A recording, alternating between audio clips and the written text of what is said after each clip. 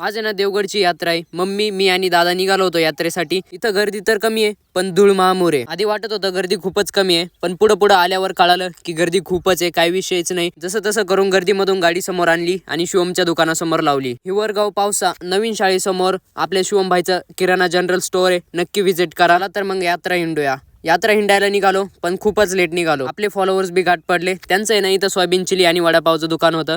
म्हटलं चला मग काय यांच्याच दुकानात पहिला नाश्ता करू. त्यांच्या दुकानात आतमध्ये आलो. पहिले तर मस्त एक वडापाव मागवला चौघांसाठी आणि त्यानंतर म्हटलं आता दर्शन करायला पण निघावं लागतंय. बहुतेक संध्याकाळचं खूपच लोक येतात कारण गर्दीचं प्रमाण संध्याकाळी जास्त आहे आणि आतमध्ये एंटर केल्यावर तर खूपच आहे. त्यामुळे म्हटलं तळी कशी भरावा. तळी भरायच्या आधी विशाल भाऊ गाठ पडले आणि त्यांच्याबरोबर त्यांचा मित्र अनुज भाई गाठ पडला. त्यांच्याबरोबर थोडंसं बोलणं बिलणं झालं. त्यानंतर म्हटलं आपली तळी भरून घ्यावा. येळकोट जय मल्हार सदा आनंदाचा येळकोट.